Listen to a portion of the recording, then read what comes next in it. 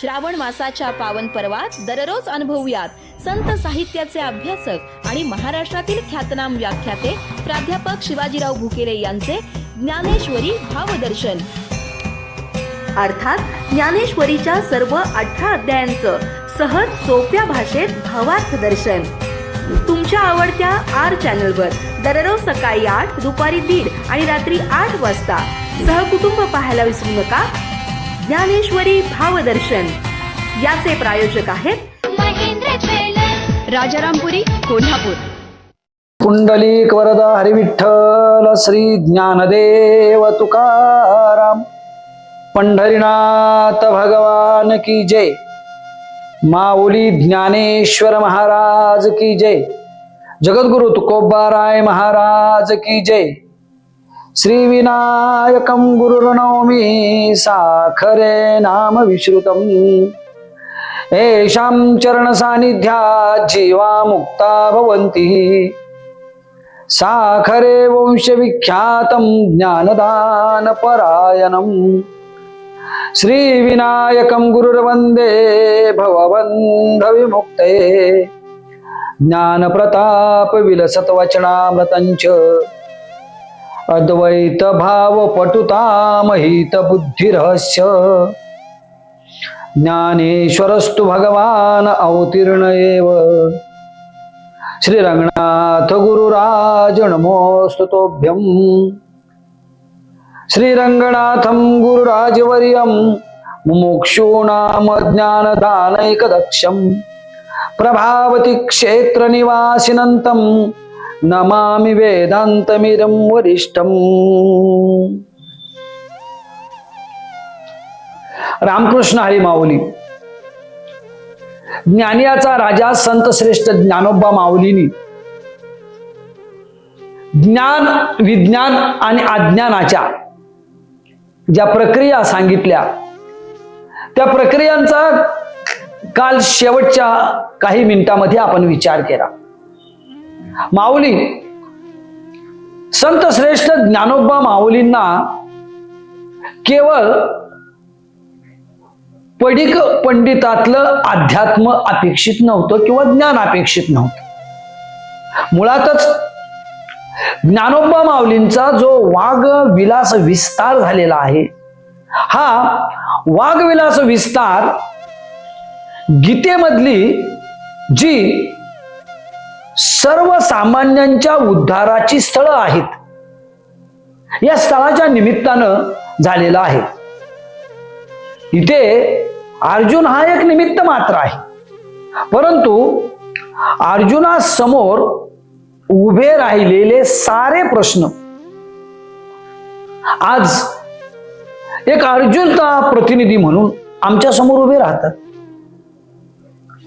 अर्जुनाच्या जीवनात निर्माण झालेली मोहफणीनग्रस्तता,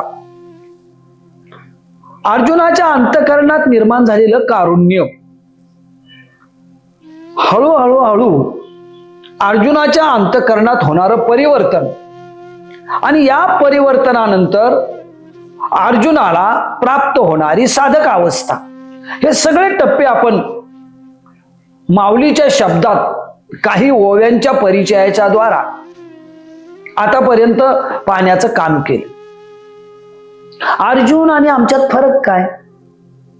फरक एवढाच की अर्जुन अज्ञानाच्या ज्या प्रथम 4 अवस्था आहेत त्याच्या बाहेर पडला.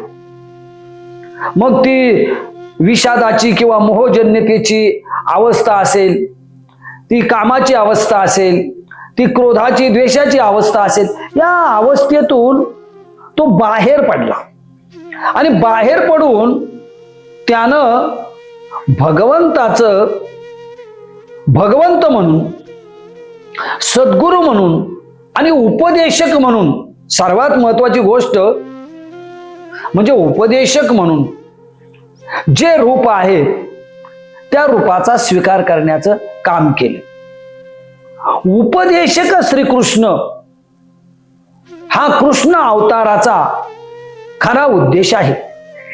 आणि जो उद्देश जेव्हा अर्जुन योगयुक्त झाला, ज्ञानाला तयार झाला आणि तरी देखील काही प्रज्ञावान प्रश्न, तसं पाहिलं ना तर अर्जुन मोहात ढकलल्या गेला म्हणून सामान्य होता. अर्जुनाने केवळ आपल्या गोत्रजांच्या संबंधानं जे काही प्रश्न निर्माण केले किंवा गलित गात्र झालेली जी अवस्था दाखवली, याचा अर्थ अर्जुन काही अतिसामान्य किंवा नगण्य होता असा नाही. माऊलींच्या काही ओव्या मी तुम्हाला सांगितल्या होत्या. ज्यानं गंधर्वासी पोवाडा केला, ज्यानं निवांत कवचाचा ठाव फेडिला, म्हणजे पराक्रमाच्या बाबतीत तो एवढा श्रेष्ठ होता. दुसरी महत्वाची गोष्ट, बुद्धिमत्तेच्या बाबतीमध्ये तो सर्वश्रेष्ठ होता. एक सर्वश्रेष्ठ धनुर्धारी तर होताच, परंतु सर्वश्रेष्ठ जिज्ञासू होता. अर्जुनाची बुद्धी जिज्ञासेनं हळूहळू अधिकाराच्या एक एक पायऱ्या चढत चढत मोक्ष मार्गाचा जो काही दरवाजा आहे त्याला उघड करण्याचं काम भगवंताच्या कृपेनं करते. आणि म्हणून मला अर्जुन हा प्रज्ञावान वाटतो. अर्जुनाची भूमिका ही एका बुद्धिवंत माणसाने निर्माण केलेले काही महत्वाचे जे कूट प्रश्न आहेत या प्रश्नाची वाटते. काही सामान्य वेळ जर सोडल्या ना तर अशा अनेक प्रश्न, आता हा जो 8वा अध्याय आहे ना, या 8व्या अध्यायाच्या प्रारंभीच अर्जुनाने असे काही प्रश्न विचारलेत की एखादा गूढ अंतरंग अध्यात्मज्ञानी, एखादा सर्वज्ञानी महापुरुष याच्या समोर हे प्रश्न पडणार नाहीत, त्याच्याही पलीकडचे प्रश्न अर्जुनाने या अध्यायाच्या निमित्तानं विचारण्याचं काम केलं. आणि माऊलीनं आपल्या शब्दामध्ये त्याचं रसाळ विवेचन केलं.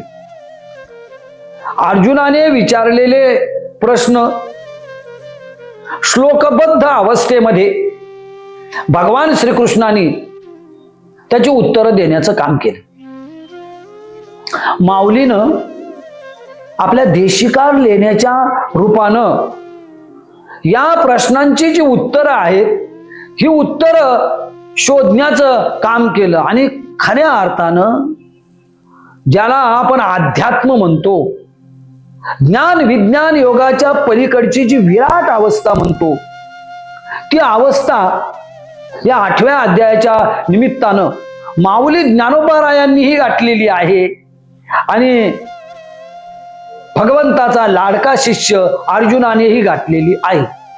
या अध्यायाच्या अगदी पहिल्या 2-3 ओव्यामध्येच अर्जुन ते परब्रह्म गा कैसे भगवंताला प्रश्न विचारतो. भगवंता, ज्या परब्रह्माचं तू ब्रह्मप्राप्तीच्या रूपानं वर्णन करण्याचं काम केलंस, ते परब्रह्म नेमकं आहे कसं?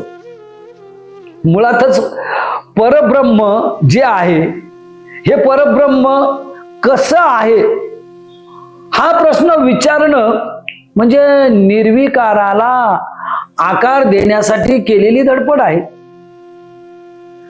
त्या परब्रह्माला जाणून घेण्यासाठी नेमकं काय करावं, या परब्रह्म रूप होण्यासाठी मदरूपता ज्याला म्हणतो ना आपण, ही मदरूपता येण्यासाठी हे परब्रह्म काय?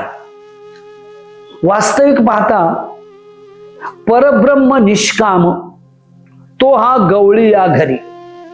स्वतः श्रीकृष्णच हे एक परब्रह्म होते, परंतु भक्तांच्या काजासाठी सगुण लीला प्रकट करण्यासाठी ते गवळी यांच्या घरी प्रकट झाले.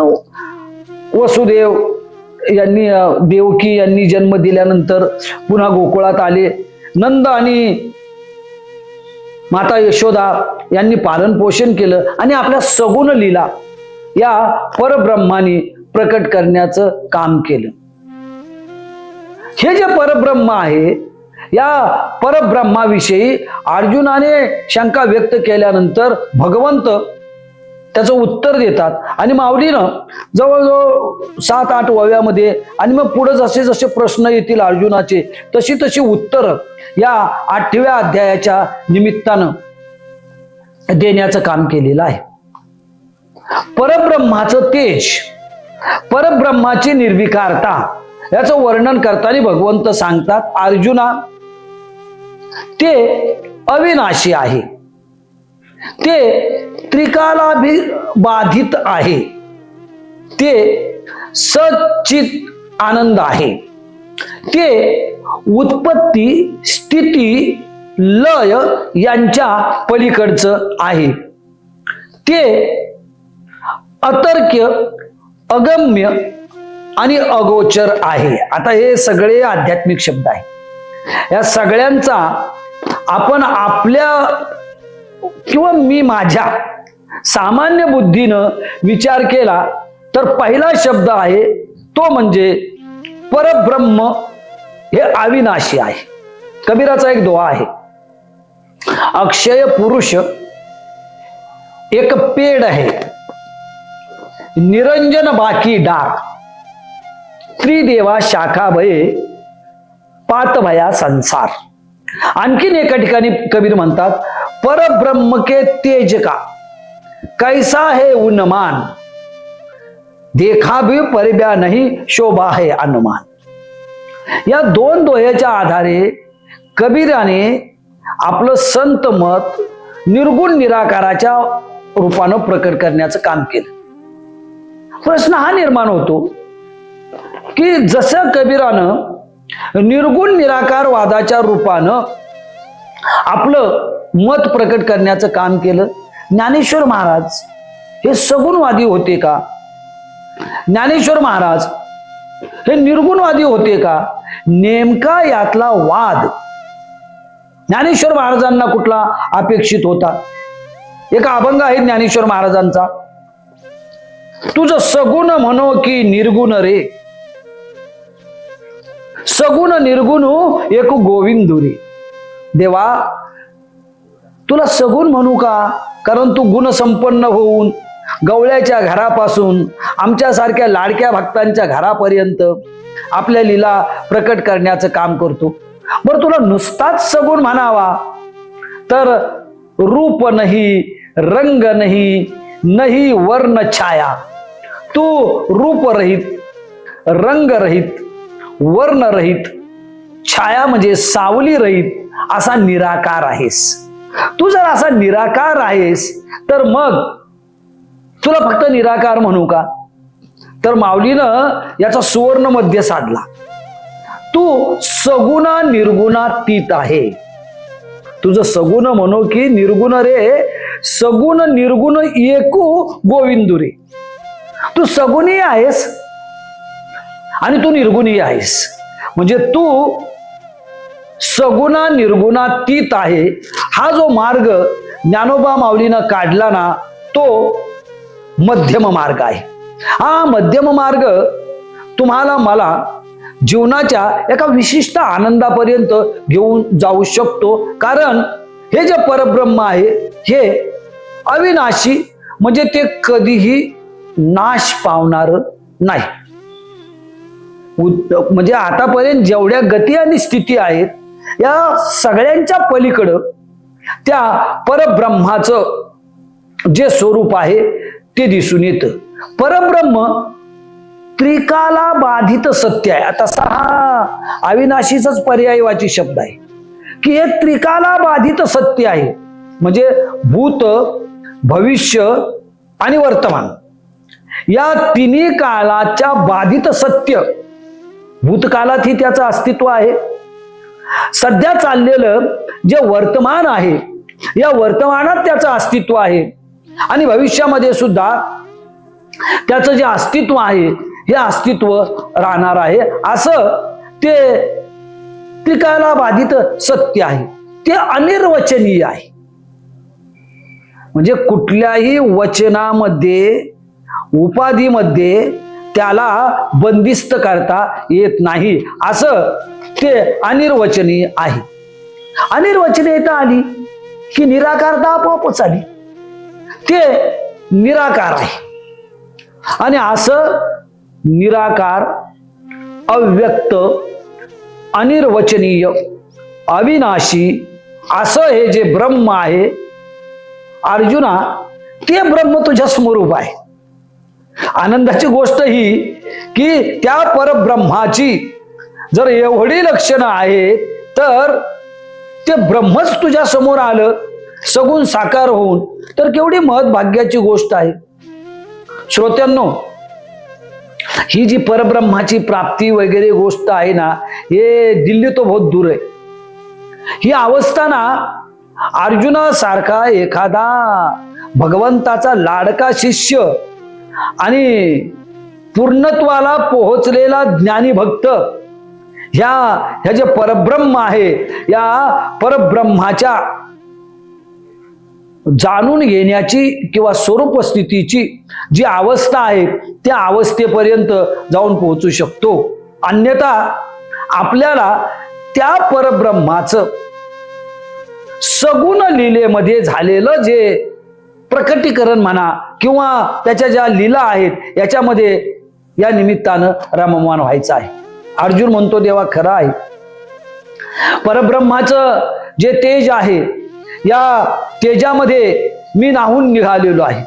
स्वतः परब्रह्म माझ्या समोर उभा आहे आणि त्यामुळं त्या अनिर्वचनीय, त्या निराकार, त्या अविनाशी त्या परब्रह्माकडं जाण्याची आता मला तेवढी आवश्यकता वाटत नाही. गेलोच तर तुझ्या स्वरूपाला जाणून मग मी तिथपर्यंत जाण्याचं काम करेन.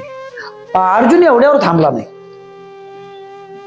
अर्जुन पुढे विचारायला लागला, मग या परब्रह्माला जाणून घेण्याचं जे ज्ञान आहे त्या ज्ञानाला कुणी फक्त ज्ञान म्हटलं, कुणी अध्यात्म ज्ञान म्हटलं, कुणी जीव ब्रह्म ऐक्य ज्ञान असं म्हटलं, कुणी जीवत्व आणि शिवत्व यांचा संगम करणारं ज्ञान असं म्हटलं. मग देवा, हे नेमकं अध्यात्म आहे काय? मागं तुम्हाला मी एकदा सांगितलं होतं, अध्यात्म म्हणजे केवळ एखाद्या देवी देवतेचं स्वप्न पडणं नव्हे.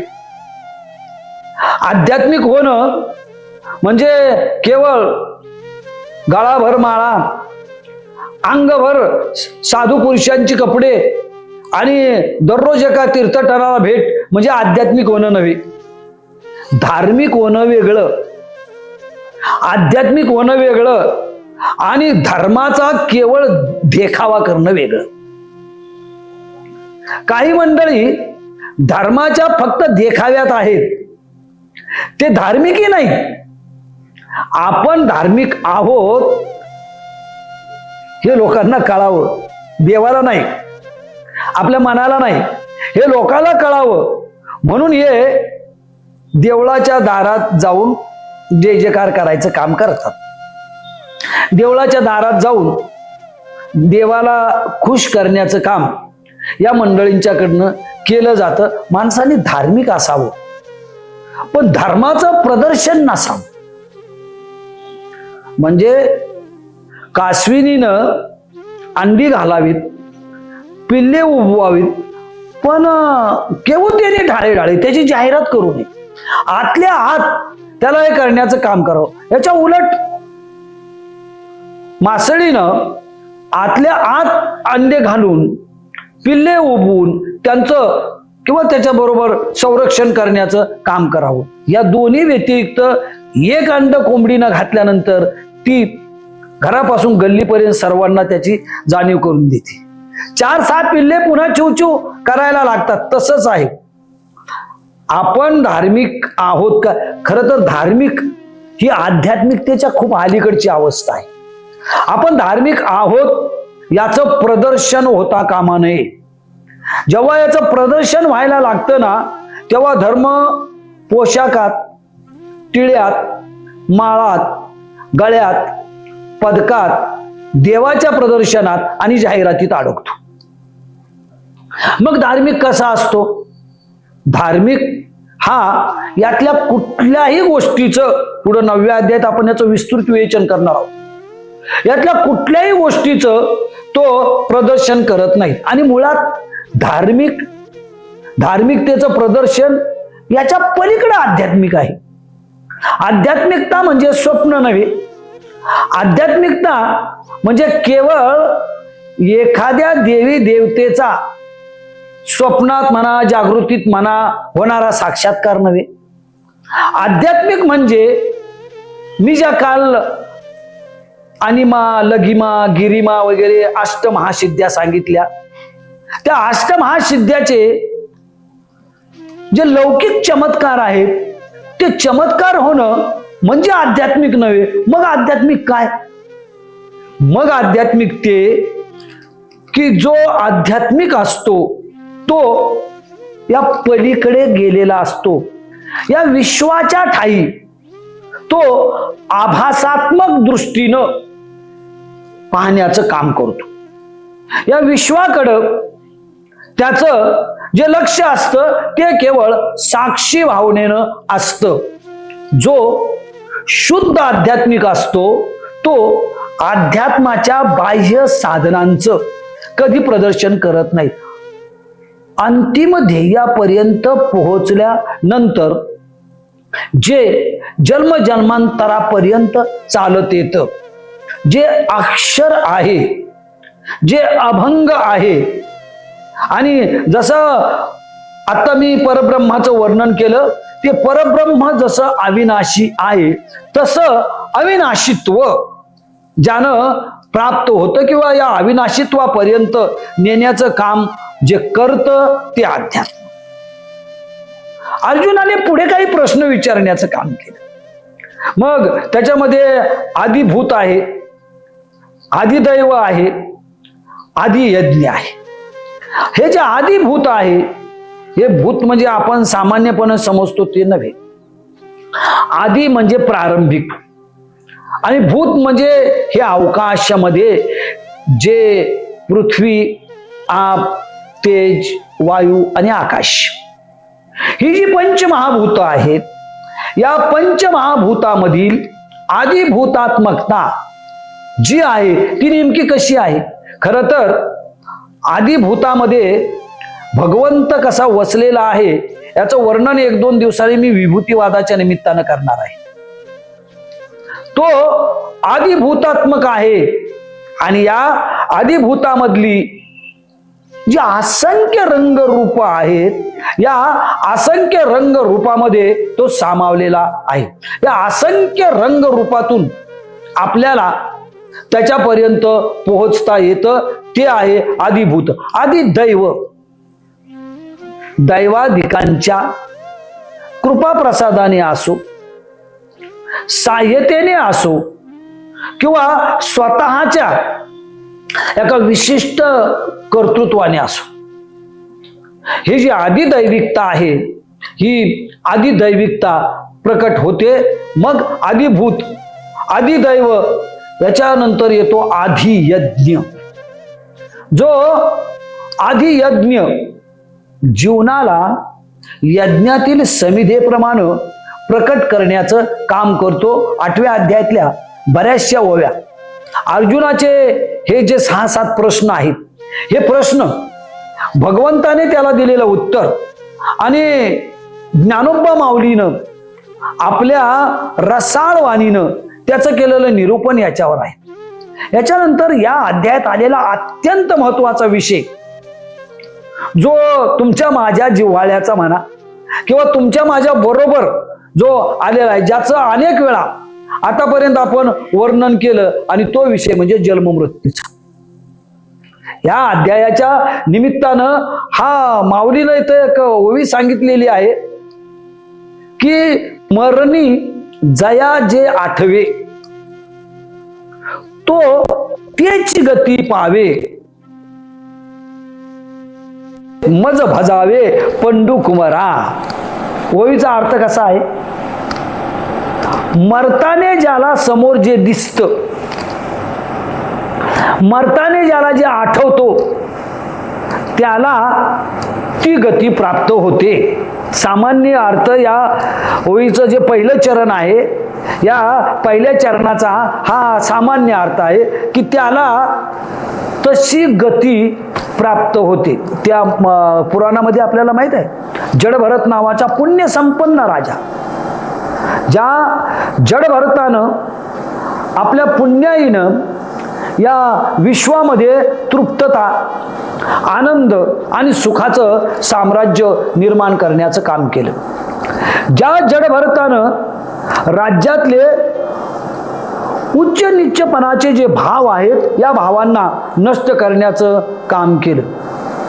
ज्या जडभरतानं स्वर्गीय पितरांच्या पासून धरतीवरच्या तुषात मानवांना शांत करण्याचं काम केलं. त्या जडभरताला एक छंद होता, अनेक प्राणी किंवा पशु यांचं तो पालन करीत होता. अनेक प्राण्यांचं आणि पशूंचं पालन करत असताना एका पाडसावर, हरणाच्या, त्याचा खूप जीव जडला. रात्रंदिवस जडभरत त्या पाडसाबरोबर अगदी माणसाप्रमाणे बोलायचा. ते पाडस त्याच्याजवळ यायचं. त्या पाडसाला जडभरत राजा कुरवाळण्याचं काम जे आहे हे काम करायचा. हळूहळू दिवस जायला लागले. दिवस जाता जाता वर्ष पाठीमागे पडता पडता जडभरताला वृद्धत्व आलं. वृद्धत्व अवस्थेमध्ये जडभरत सगळ्या पशूंना विसरला, परंतु त्याचं जे आवडतं पाडस होतं ते जवळ असावं म्हणून त्यानं आपल्या सेवकांना सांगितलं, माझ्या नजरेसमोर माझं हे हरणाचं पाडस आहे ना, हे हरणाचं पिल्लू जे आहे ना, याला ठेवायचं काम करा. त्याला जडभरताच्या समोर ठेवण्यात आलं. जडभरत नेहमी त्याच्याकडे बघायचा, त्याच्या लीला आठवायचा आणि असं होता होता जडभरताचे डोळे मिटले. असं होता होता जडभरताचा मृत्यू झाला. आणि झाल्यानंतर महाराजांनी एका ठिकाणी वर्णन केले, जडभरत राजा हरणी गर्भा गेला, घाला जो घातला वासनेने. हा घाला पुण्यवंत जडभरतावर आयुष्याच्या शेवटी बसला, कारण शेवटच्या क्षणाला त्याने आपली लाडक्य जे पाडस होतं त्याच्याकडे बघितलं. मादा जातीचं होतं ते, त्याच्याच पोटी जडभरतानं पुन्हा एक पाडस म्हणून जन्म घेतला, अशी आख्यायिका आहे. आता जन्म, पुनर्जन्म या गोष्टी ज्या आहेत ह्या सगळ्या पैलतीरावरच्या आहेत. आपण वर्तमानात जगणारी माणसं आहोत, परंतु या मिथकातून काही गोष्टी ज्या आहेत या काही गोष्टीपर्यंत आपल्याला पोहोचायचं आहे. म्हणजे जडभरत हरणी गर्भाला गेला की नाही, मुळात पुनर्जन्म आहे की नाही. आता भगवद्गीतेने पुनर्जन्म मान्य केला, महाभारताने पुनर्जन्म मान्य केला. त्याच्यातल्या काही ओव्या ज्ञानोबा माऊलीनंही ज्ञानेश्वरीमध्ये वर्णन करण्याचं काम केलं. आपण याच्यापासून खूप बाजूला आहोत. म्हणजे अनेकांना पुनर्जन्मच मान्य नाही, निदान जन्म मान्य असेल. आपण वर्तमानात दिसतोय म्हटल्यानंतर जन्म मान्य असेल.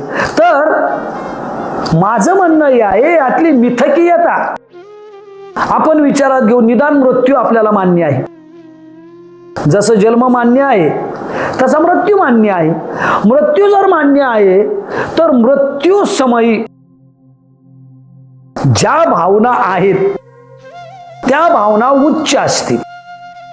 मृत्यू समयी ज्या भावना आहेत त्या उदात्त असतील. मृत्यू समयी एखादं जे अपूर्ण ध्येय होतं आपलं, त्या ध्येयाची आपलं जे आंतरिक तादात्म्य आहे हे तादात्म्य लागलेलं असेल आणि तशात मृत्यू आला तर तो सुखदायक ठरेल ना. तो जर सुखदायक ठरायचा झाला, तो जर क्लेशकारक नसावा, तो पेनलेस असावा. आता मरण कधी पेनलेस असत नाही हे तुम्ही विज्ञानवादी मानणारच, परंतु काहींना मरणाला पेनलेस मानण्याचं काम केलं.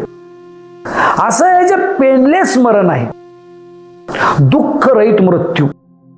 कारण कसं असतं, जो ब्रह्मज्ञानी महापुरुष आहे, माऊलीनं 8व्या अध्यायाच्या उपसंहाराच्या निमित्तानं वर्णन केलेला, तो ज्ञानस्वरूप झालेला महापुरुष शरीरालाच एक साधन मानतो, साध्य मानत नाही.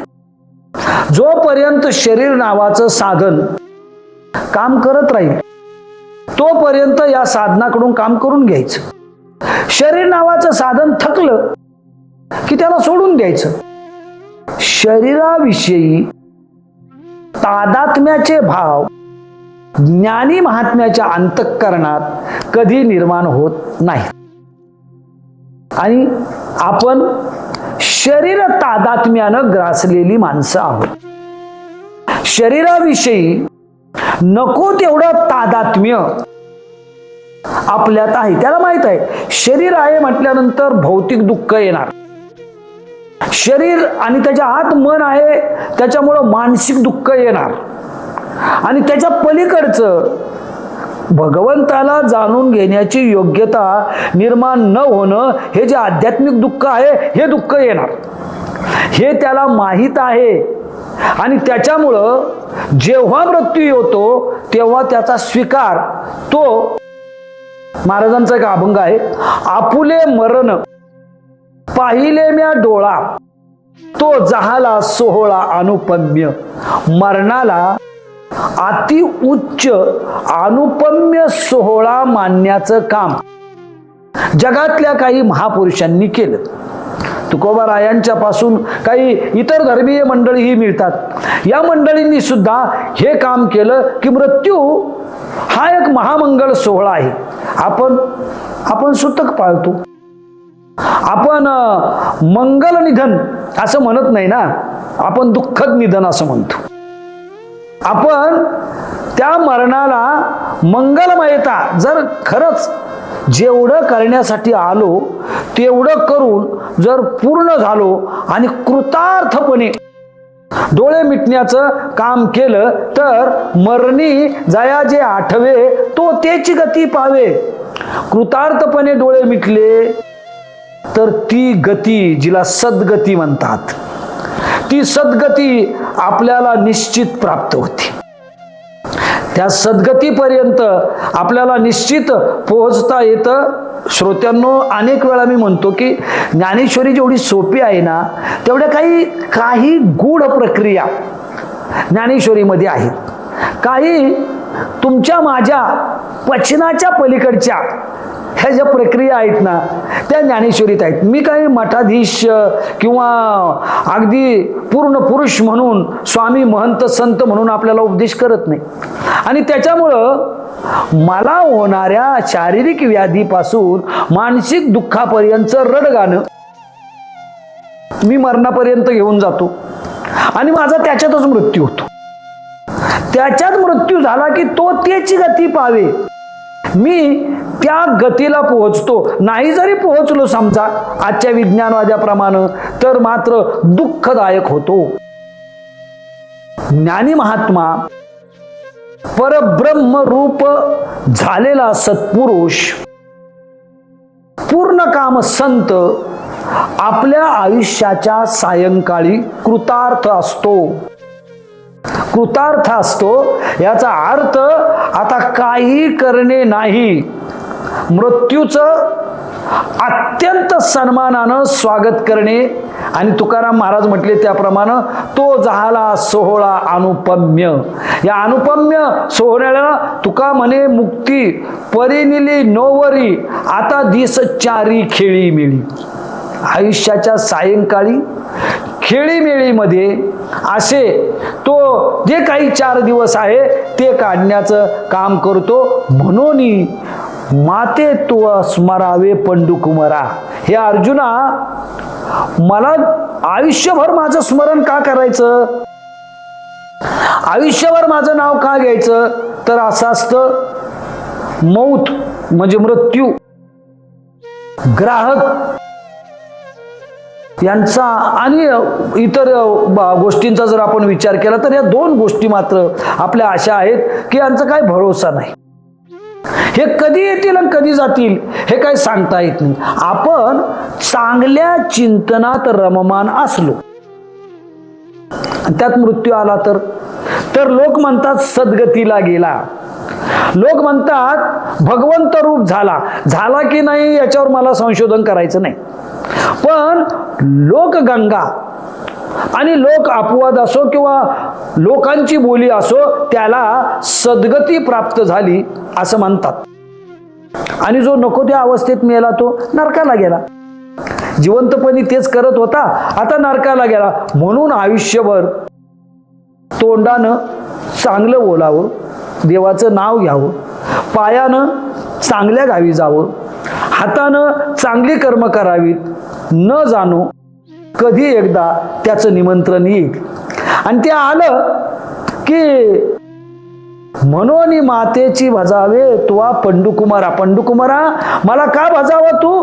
जेव्हा ते येईल तेव्हा तू या अवस्थेत असला की तुला सद्गती प्राप्त होईल। पुढं मरणाच्या काही गूढ प्रक्रिया या अध्यायात माऊलीनं वर्णन केलेले आहेत की मरणासमयी जी ज्ञानी महात्म्याची अवस्था असते ती कशी असते, त्याच्या बसण्यापासून त्याच्या जाण्यापर्यंत हे जे वर्णन आहे ना, हे ज्याला माऊलीनं एक अद्भुत अगूढ असं जे म्हटलं ना तसं हे वर्णन आहे। या वर्णनामध्ये सामान्यांचं मरण आणि ज्ञानी महात्म्याचं जाणं, जातो मी हे ठरवून जाणं, आणि ठरवून जात असताना मग त्याचं पद्मासन असेल, त्याचं दक्षिणायन उत्तरायण याच्यात आलेल्या मृत्यूचं प्रमाण असेल। आता हे खूप शास्त्रीय आहे।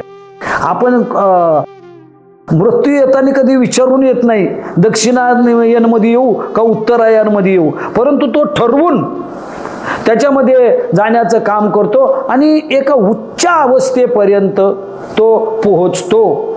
आता ही उच्च अवस्था कशी असते तर या अध्यायात माऊलीनं वर्णन केलं, झाकलिया घटीचा दिवा नेनो काही झाला गेधवा तैसा तो देह ठेवतो। कसा?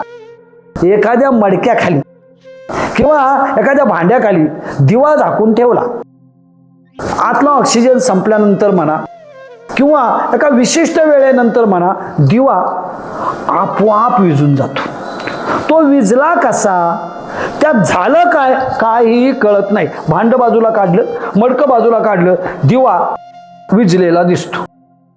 काही दिवे विझताना प्रचंड फडफड करतात, काही दिवे हळूच विझतात, काही दिवे बोट ठेवून विझवावे लागतात, तर काही दिवे हे तेल संपल्यानंतरही काजळी धरून राहतात आणि काजळीतच नष्ट होतात।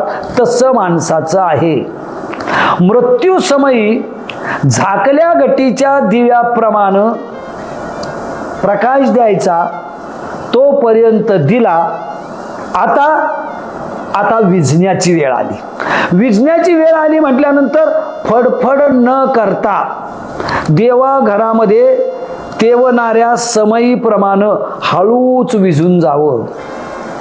झाकलिया घटीच्या दिव्याप्रमाणे हळूच विझून जावं आणि खरी जी सद्गती म्हणतात त्या सद्गतीला प्राप्त करून घ्या। या फडफडी व्यतिरिक्त माऊलीनं पुढे सांगितलं की मदरूप झालेला जो भक्त असतो तो भक्त अशा पद्धतीनं देह ठेवतो। शेवटी देह आहे तो जाणार आहे, देह तादात्म्य पासार आहे, परंतु देहाचं तादात्म्य नष्ट करून या अवस्थेमध्ये आपल्याला भगवंताच्या दरबारात जाण्यासाठी सज्ज करणारा जो महात्मा आहे त्या महात्म्याची या देशाला गरज आहे। तो महात्मा ज्याचं जीवनावरही प्रेम आहे आणि मृत्यूवरही प्रेम आहे, तो महात्मा जो जगण्या मरण्याच्या पलीकडचं अवघेची त्रैलोक्य आनंदाचे आता असं आनंदमय त्रैलोक्याचा साक्षात्कार देण्याचं काम करतो। त्या महात्म्यांची, त्या सद्भक्तांची ज्ञानेश्वर महाराजांनी ज्ञानेश्वरीच्या 9व्या अध्यायामध्ये आणि भगवान श्रीकृष्णांनी या मध्यवर्ती अध्यायामध्ये श्लोक रूपानं जी वर्णन केलेली आहेत, आपण त्याचा सामान्य परिचय जो आहे 1-2 ओव्या 1-2-4 श्लोक एवढ्याच निमित्तानं आपण त्याचा परिचय पाहणार आहोत. तोपर्यंत अशा सद्भक्तांना श्रावण मासाच्या या पावन पर्वावर आपण सप्रेम नमस्कार करून रामकृष्ण हरी माऊली भेटूया पुन्हा उद्याच्या भागात. पुंडलिक वरदा हरी विठ्ठल. श्री ज्ञानदेव तुकाराम पंढरीनाथ भगवान की जय. माऊली ज्ञानेश्वर महाराज की जय. जगद्गुरु तुकोबाराय महाराज की जय.